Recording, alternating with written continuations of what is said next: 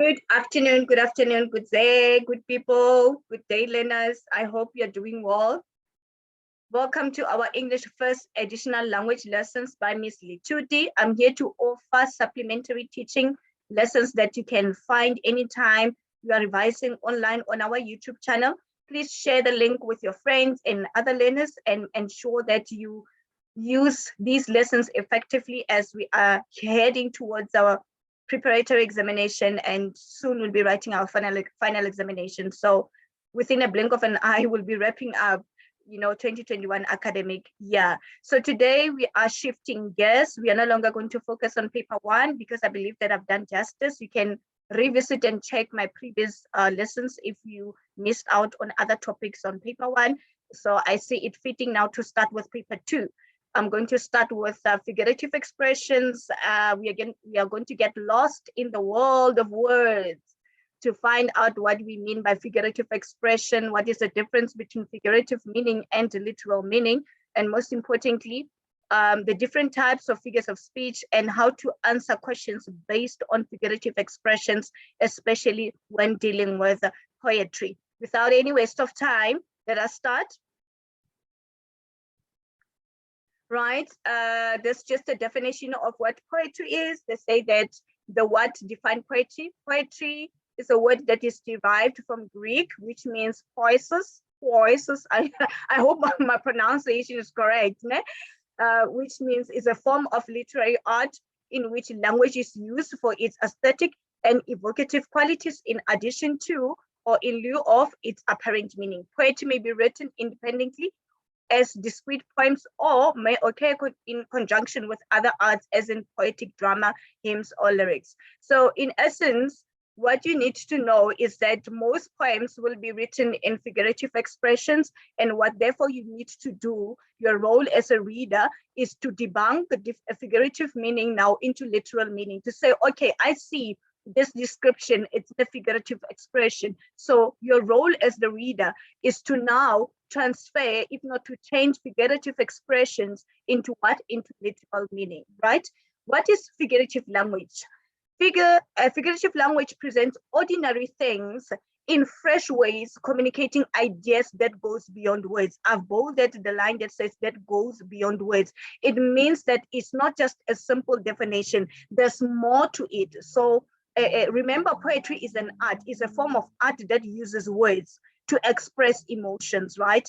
To express opinions and thinkings, but most importantly, to express the writer's emotions. So figurative expression is a definition that goes beyond words. It means that there's more to it, there's more to it. That's why I said when I opened this lesson, when I kickstarted the lesson, I said your role as a reader is to now know the figures of speech that are used and now transfer them into literal meaning so that you know the meaning beyond words, right? I'm going to start with the comparisons. So we've got the three sets of figurative expressions. We've got comparisons, figures of speech that are used to compare. And then we've got sound devices, figures of speech that use syllabuses and consonants and vowels for effectiveness in a poem. We call them sound devices. And then we've got the third group now, which are known as contradictions. It means that the figures of speech that are used in a contrary way. I will deal with the contradiction at a later stage. For now, I want us to focus on the sound devices as well as what? Comparisons. We've got 4 or if not the 3 types of comparisons.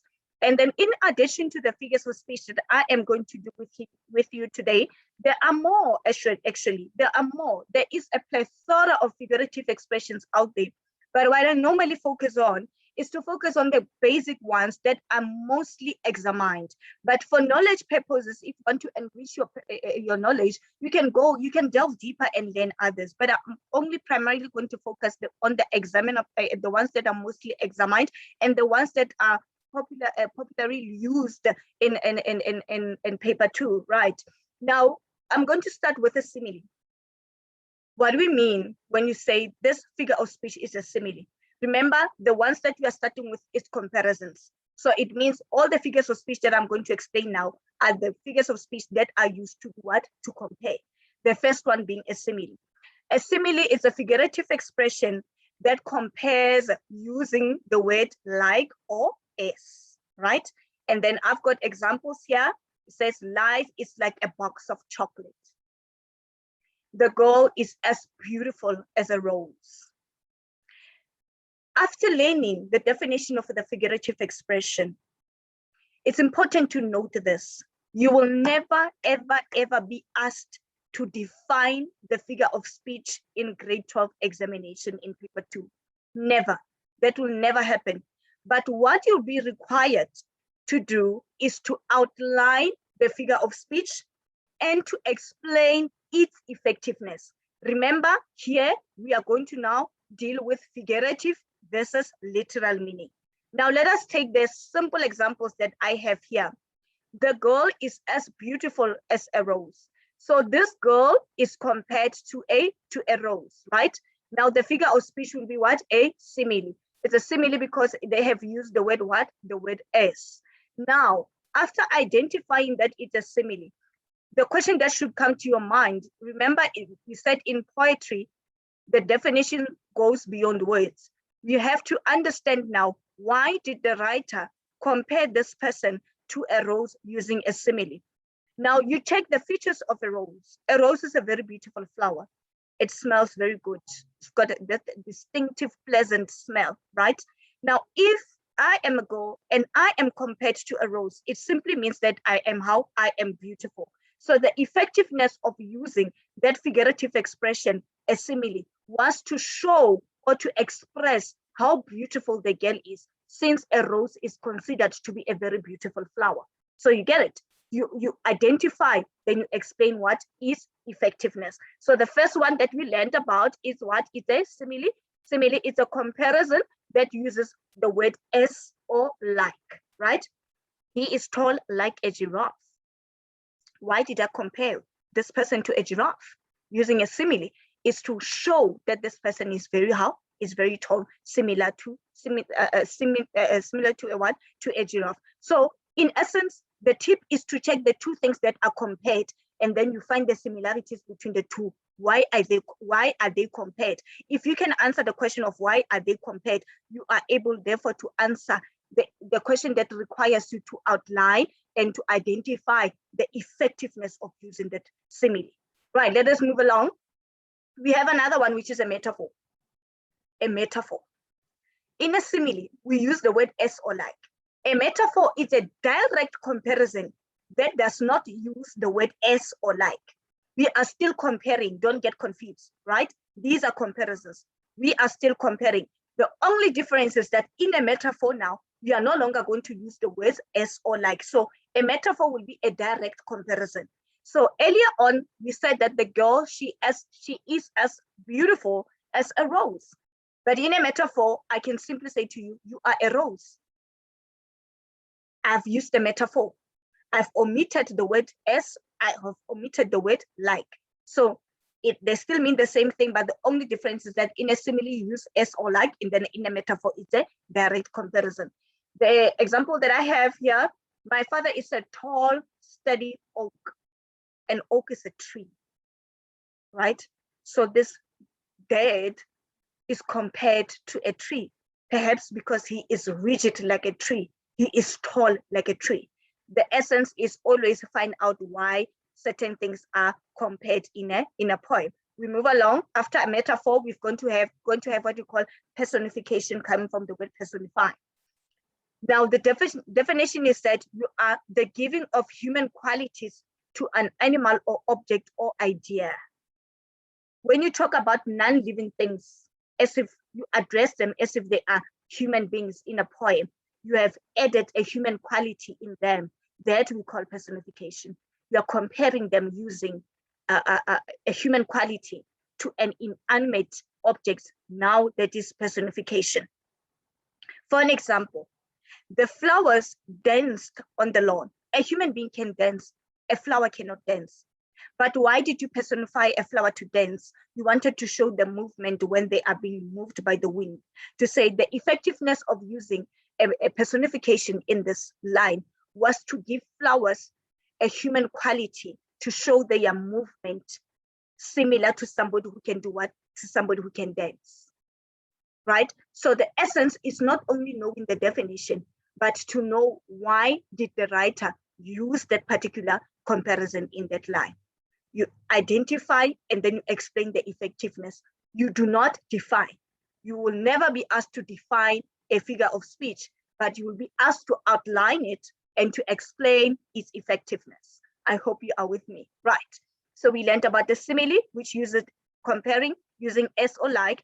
A metaphor, it's a direct comparison that does not use the words as or like. And then personification, now you talk about non-living things as if they are human beings. For an example, in the poem Alexandra, Alexandra is addressed as a mother. So that means the place Alexandra is given the human qualities of a mother, because that is the place of origin of the speaker.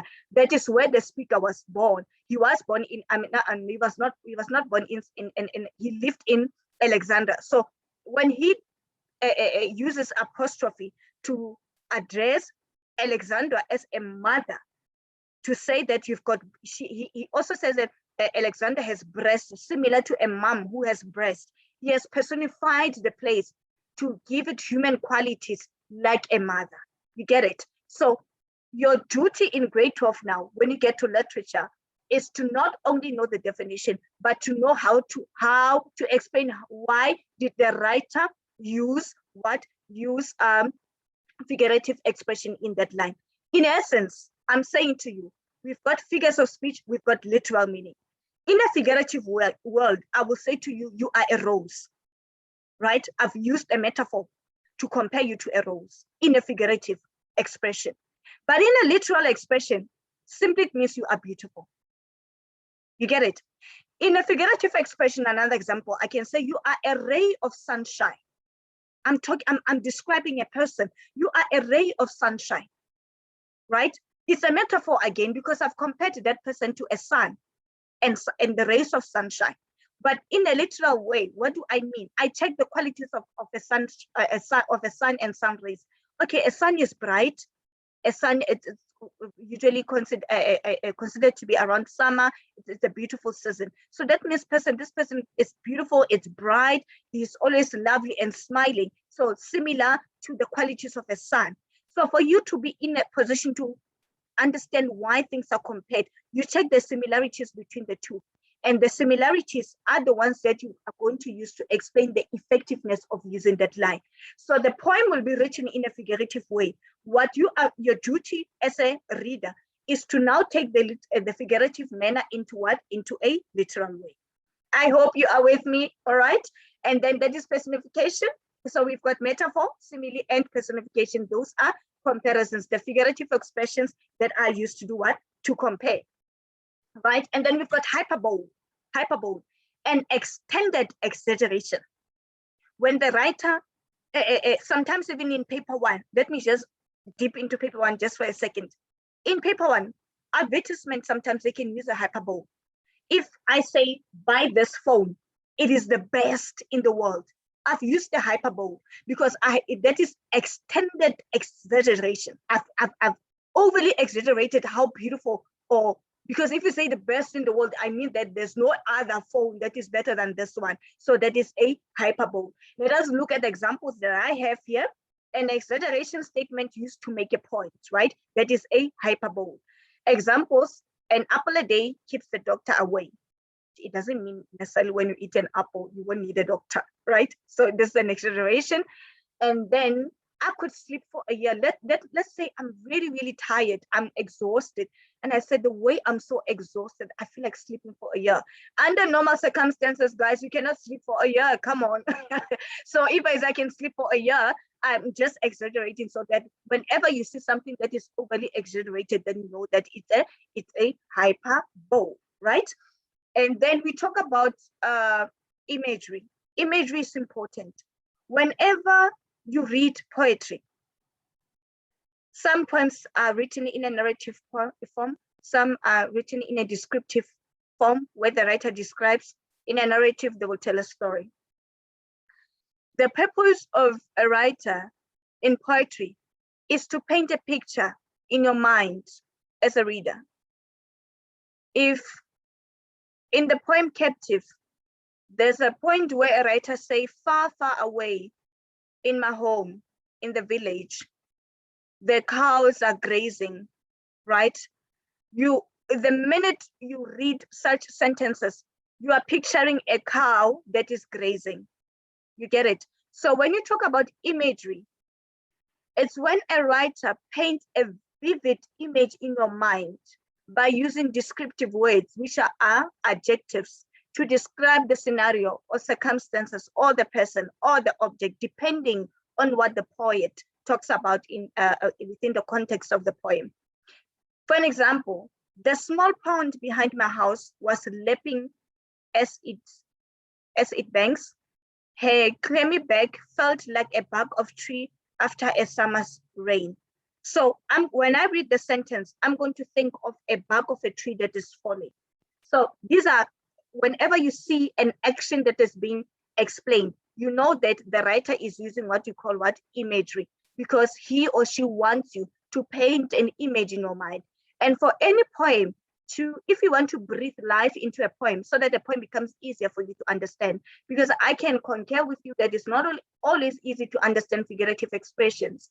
But as soon as you start painting pictures in your mind, then you are breathing life into that pot. It becomes easier for you to understand. So whenever you come across descriptions, you know that the writer is using vivid imagery to explain it to you, right? I hope I'm making sense there. And then now we are going to go to the sound devices. The effect of a poem can depend on the sound of its weight. Words are very important in poetry, and the selective of words, word choice is important, because the rhythm, sound plays a very important role in carrying out the message of the poem. So we are going to now go into the figures of speech that explains a sound. The first ones that we did were just comparisons, simile, metaphor, personification. Hyperbole was just an extended exaggeration, and then imagery was just there to paint a picture in our minds. Now we are going to get into the sound devices, the words that are used to portray sound in order to carry out the message of the poem.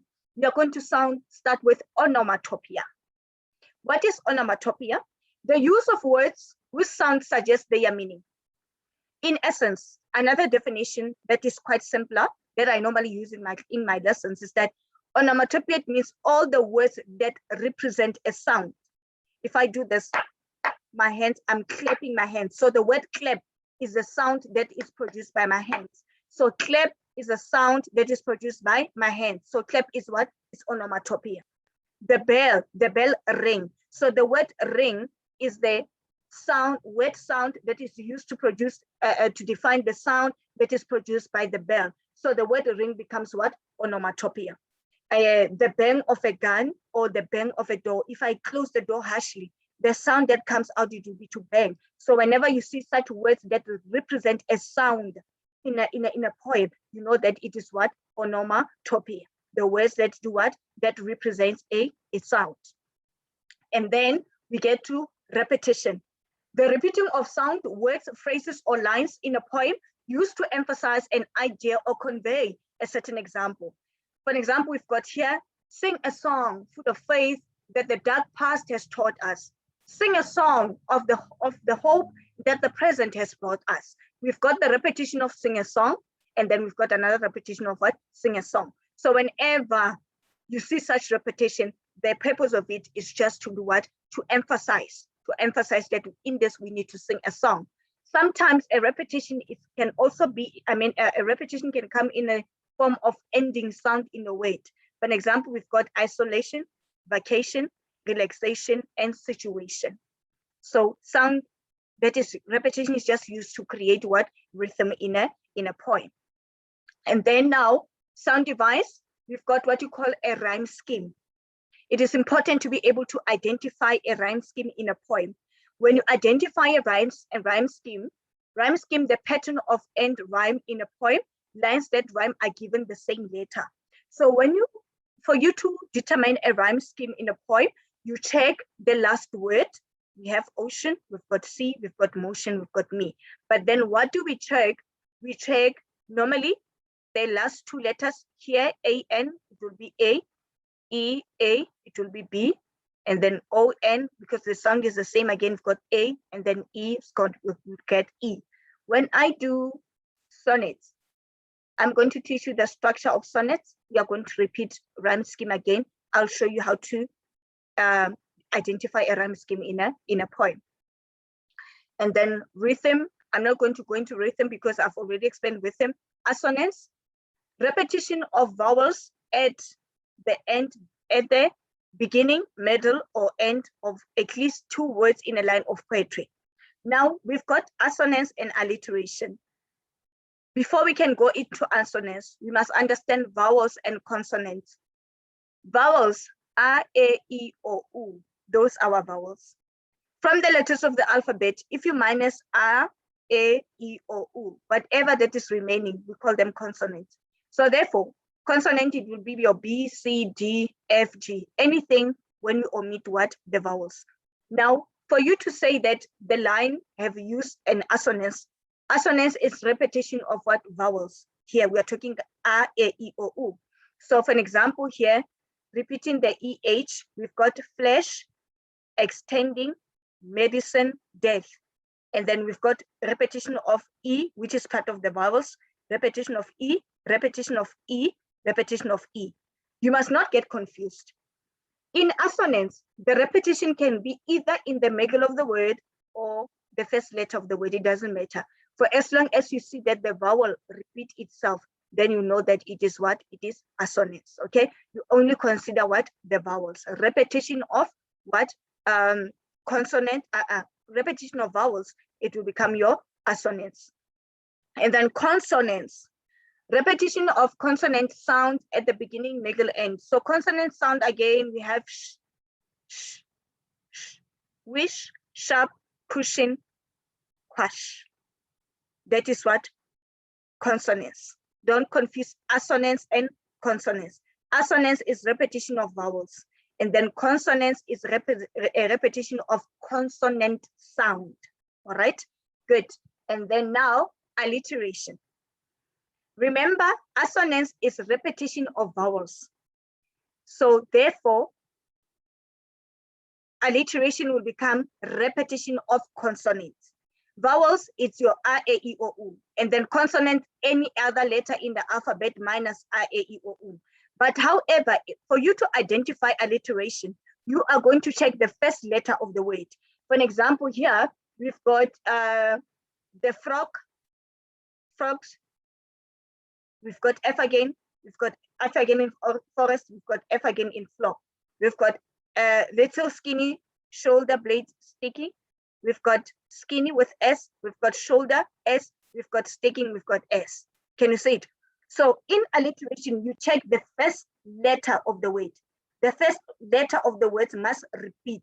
And then they might not necessarily follow each other. It might not be consecutive words. There might be a break in between the words. For an example here, we've got skinny, we've got shoulder, blades, and then we've got blades that break sticking and shoulder. So even if we have a word that doesn't have S, but the following one has S in it, it means that now that becomes your alliteration. So assonance is repetition of consonants. You mostly check the middle of the word or the first letter of the word. But alliteration, strictly, you check the first letter of the word. So alliteration is repetition of consonants at the beginning of the word. And then assonance is repetition of vowels, be it at the beginning or in the middle of the word. I hope now it's understandable. You must not confuse the two, right? And then what is a form? A poem will have a form. What do we mean by a form? The form of a poem involves physical arrangement.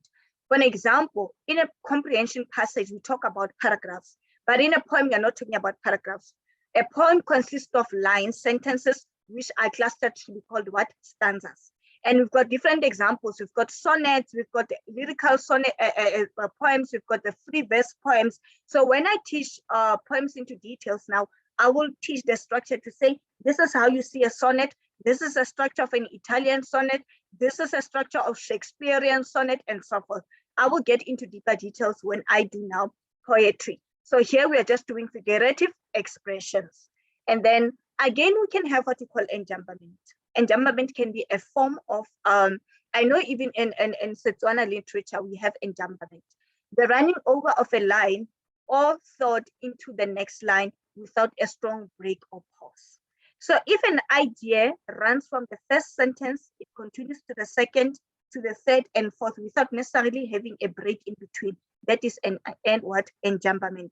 When the lines or ideas continues in the succeeding lines, then that is enjambment. Now, the golden question is then, okay, it's fine. Now I know all the definitions of the figurative expressions. How do I then respond to questions in examinations concerning figurative expressions?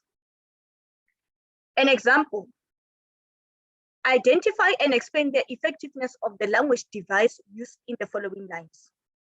Whenever you see the phrase language device, don't get confused. It's the same as what is synonymous with what? Figurative expression. So if you don't want to say figures of speech, you say language device.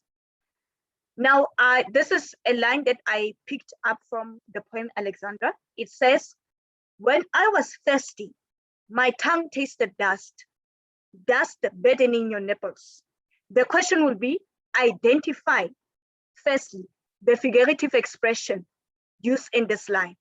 The writer was talking about a place called Alexandria. And he says, when I was thirsty, my tongue tasted dust burdening your nipples.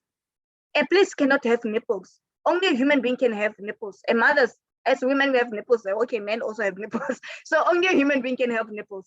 So I said, remember, when you talk about non-living things, as if they are living things or human beings, you are adding a human quality into them. You are personifying them. So the figure of speech will be what? Personification. The figure of speech will be personification. So after identifying, remember, the nub of the question is not only to identify. They say you must explain what? The effectiveness. When you are asked to explain the effectiveness, do not give out the definition. We don't want to, we know the definition. The examiners know the definition. What we want to know is that, are you in a position to debunk figurative from figurative to literal? That's how you explain the effectiveness. Now I go back to the line. When I was thirsty, my tongue tasted dust burdening your nipples, from the poem Alexander. Okay, it's personification. What was the writer meaning here? It means that Alexander as a place is personified, given the qualities of a mother with breast who fed an infant dust. So under normal circumstances, a mother will feed her infant milk, but Alexander being the place that it was, it fed the writer dust. That means the living conditions of Alexander were relatively poor, right? So the effectiveness of using personification in that line was to show or to expose that Alexandra was not a healthy place to be around. It was not a good place to be around, because instead of feeding the writer milk, water, it fed the writer what? Dust, similar to a mother who can breastfeed her child milk, but the place breastfed the writer what? Dust. So the effectiveness of using that figurative expression was to expose or to show that Alexandra was not a good place to live. The conditions were relatively poor because the writer was fed dust. Let me use another example, because I see the need of really stressing this and emphasizing this. These questions are always central to in paper 2. Another example that I can use, that I can think of quickly, earlier on we talked about, we used an example of a metaphor where a woman was compared to a rose. If I say you are a rose, and then the question says identify and explain the effectiveness of the language device used in this line, I would say, okay, you are a rose, it's a comparison. This person is compared to a rose. This is a metaphor, because the writer here did not use the word as or like, remember? So the effectiveness is that a rose is a beautiful flower. Therefore, the writer used the figurative expression to show that, if not to emphasize, that the woman is beautiful, similar to a rose, which is a beautiful flower. That's how you do it. Okay, so learn figurative expressions, understand them, do not define them. We know the definitions, explain their effectiveness. But however, they'll become even much more clear now when we do when we get into doing the actual poems. In the next lesson, I'm now going to do contradictions, the figures of speech that are used to show contradiction. We are going to do that in the next segment. And then after this segment now, we'll be doing our first poem. I hope it was a fruitful lesson once more. Thank you for tuning in. Please don't forget to subscribe and to share the link. Happy learning. Thank you.